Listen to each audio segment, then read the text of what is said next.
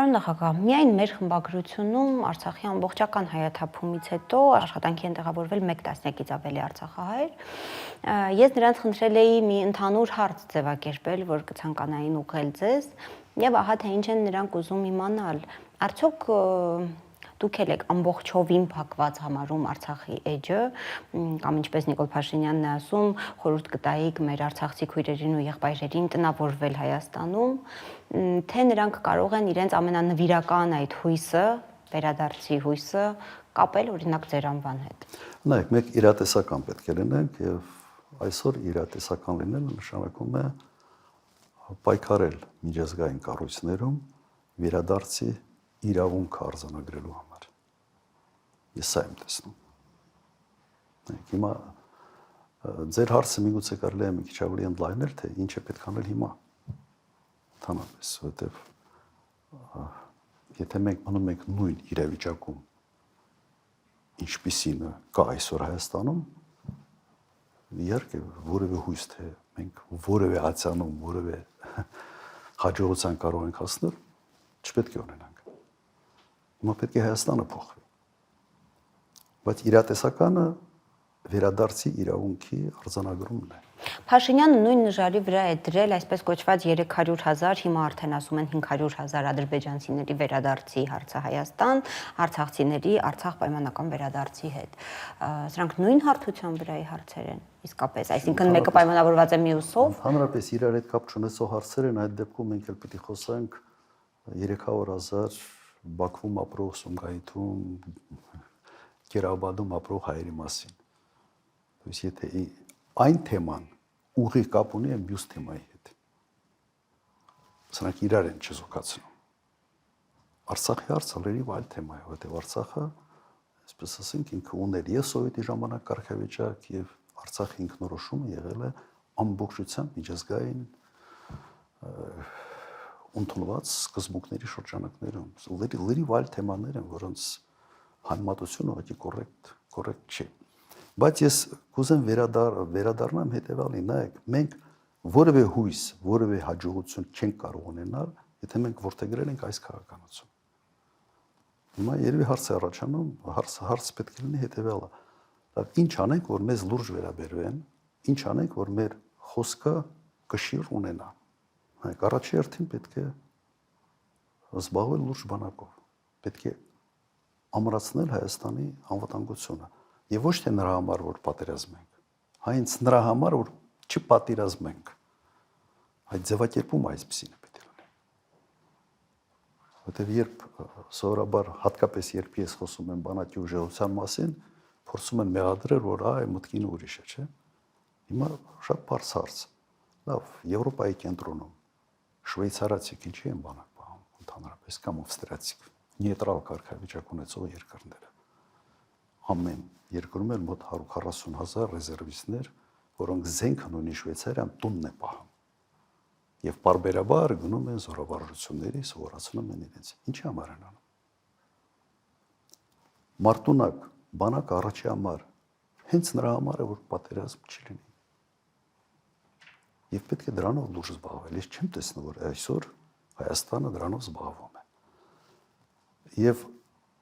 մարտունակ բանակը նաև նրա համար է, որ դու ունենաս աշխարհակական գործընկերներ։ Եթե դու չունես մարտունակ բանակ, դու գործընկեր չես ունենալու, դու ունենալու ես աշխարհակական շեֆեր։ Տարբերությունը էական է։ Դու դառնալու ես, եթե դու բանակ ունես, դու կիսում ես ինչ որ հարցեր քո գործընկերոջ հետ։ Իսկ եթե դու չունես, թույլ ես, ուրեմն դու այդ շեֆ ունենալով դու դառնում ես անվտանգության սպառող։ Իսկ անվտանգության սպառող լինելը նշանակում է դրա համար գին ես տալիս։ Նայեք Ուկրաինան ինչ գին է տալիս այսօր։ Հենց այն պատճառով, որ ինքը կռվում է, բայց ամբողջ, այսպես ասենք, այս պատերազմի հետևում արևմուտքի ռեսուրսներն են։ Եվ այսօր Ուկրաինայի ընտերքը արդեն զալոգ, որ ժողովուրդ հասկանա ինչ բառը, զալոգ է դրած այդ պատերազմը ֆինանսավորելու դիմաց։ Հիմա մենք ուզում ենք ունենալ աշխարհակահաղական շեֆ, թե աշխարհակահաղական գործընկեր։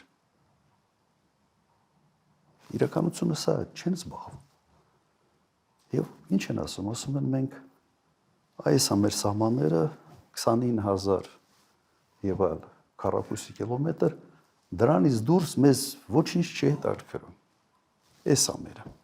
Հենց դու քեզ սահմանափակում ես այդ մտածելակերպով, դու արդեն խնդրեմ ունես։ Դու դառնում ես մի երկիր, որը տարածաշրջանային որևէ դերակատարություն չի կարող ունենալ։ Քոտեղ որոշելու են, թե այս միջանցքը ոնց պիտի գնա, մյուս հարցը ոնց պիտի լուծի։ Դու դառնալու ես տեղը խելոք նստած մարդ։ Ոչ մեկը քո հետ հաշվի չի նստելու ընդհանրապես։ Սա իսկապես խնդրեմ է։ Ու կարող է, չէ՞, մեր մոտ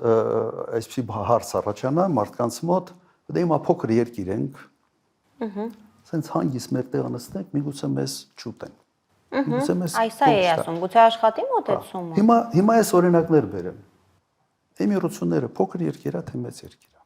10 միլիոն բնակչություն, տարածք մոտ 80000 քառակուսի կիլոմետր, սեփական բնակչությունը 1.5 միլիոն։